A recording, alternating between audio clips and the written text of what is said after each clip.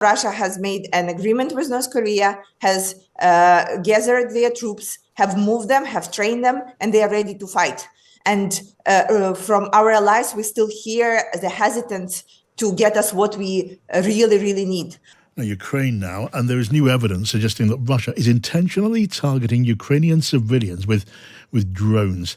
Well, the drones have been used to drop grenades on residents living close to the front line. Kira Rudik is the Ukrainian MP who's leader of the Holas party of Ukraine, is on the line now. Hello to you, Kira. Hello, John, and thank you so much for having me. As always, welcome, Kira. So these reports now of Russians using drones to target and to kill civilians. What do you know about this? John, we are aware that Russia is using drones to target civilians, but it's not limited to that. Russia is using missiles, Russia is using the bombs, and all that they have in their capacity to target civilian homes and to target our people. They have went above and beyond what one may say are the traditions and rules of fighting in the war. They have committed all kinds of the war crimes, and there has been a significant evidence gathered to prove that.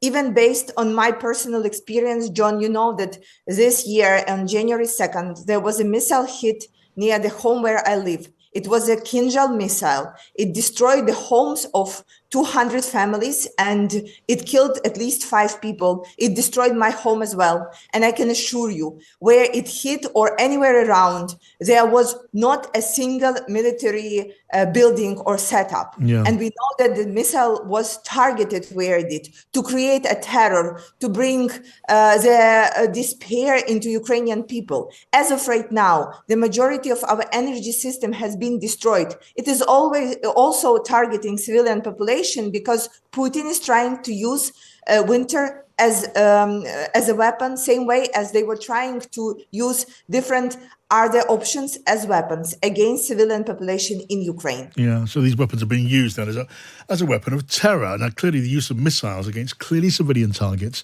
is appalling. It is an awful thing. And the deliberate targeting of civilians is, of course, a war crime under international law, isn't it? I guess in the case of drones, you will have an operator, the drone operator, looking at what's happening on the ground through cameras mounted on the drone, and they can clearly see who is being targeted, who is being hit, and take a decision to drop, say, a grenade on that person. And it has been seen to happen, hasn't it, in the case of women, mothers with their children?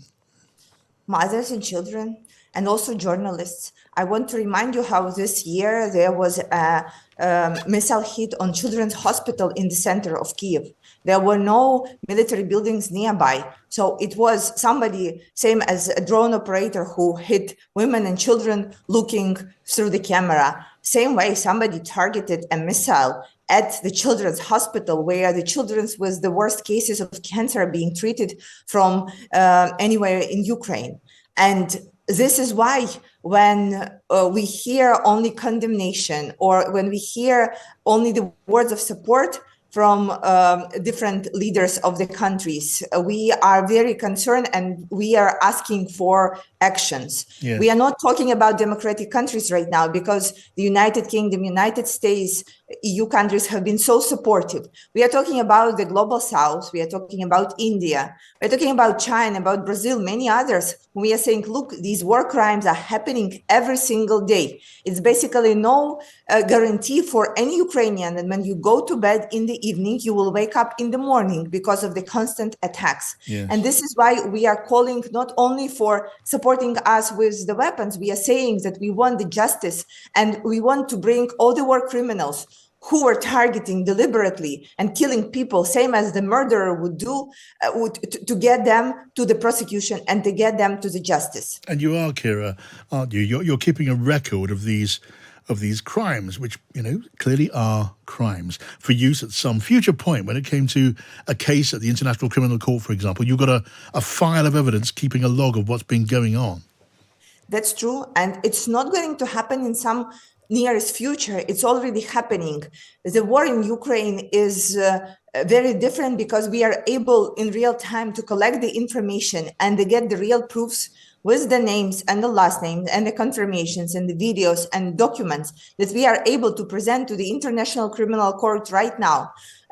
And that and information about the abducted children by Russian Federation led to International Criminal Court issuing the warrant to Putin's arrest. That is right now limiting his travel to the countries of Global South. And we are saluting to Brazil, saying, well, he may be arrested if he comes to Brazil and G20. And we really hope that the international security and the international law would work in this case. Yes. And we will continue doing our part, making sure that first we are fighting, but also that we are gathering all this evidence so no one will see that someone can commit those crimes and remain unpunished. The justice is super critical in this situation. Kira, a lot of us can barely imagine what it must be like to live under that kind of threat, under that kind of pressure.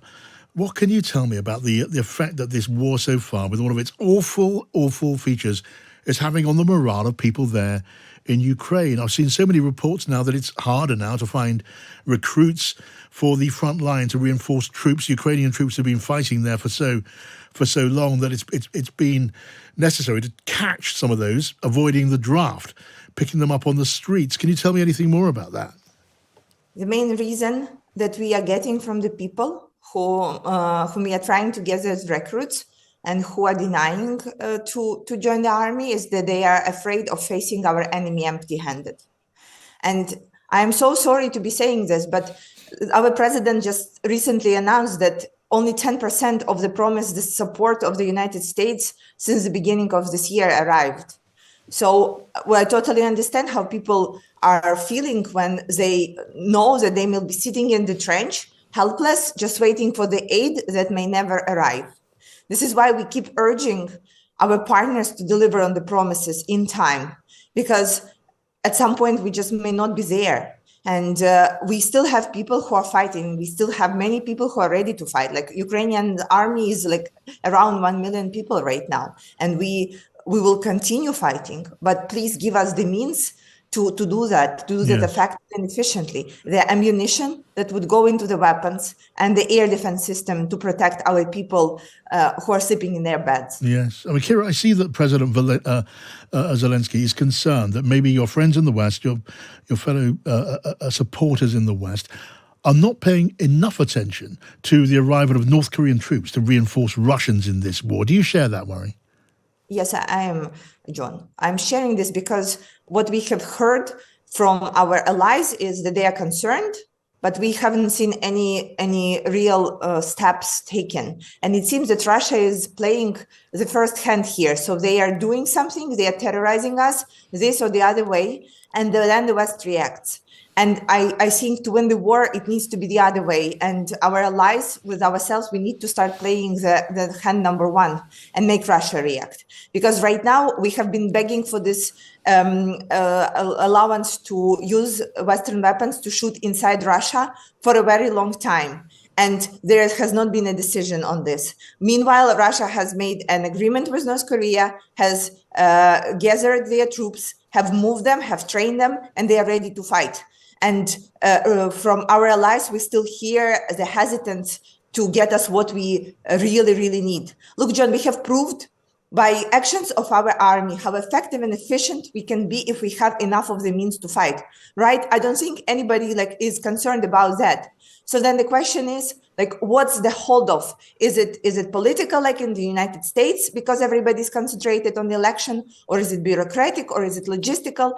And honestly, right now, it's not very clear, because we have heard many times that we will receive those weapons, and we have told our soldiers that they will get them. And right now, it's incredibly hard to watch them in the eyes and say, well, help us somewhere on the way, but it may not come in time.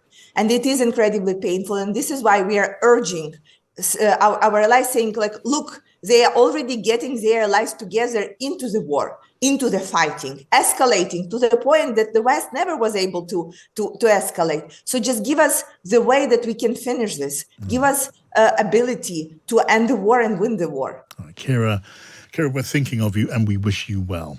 Let's talk again soon. That's Kira Rudik there, the Ukrainian MP speaking live from Kyiv.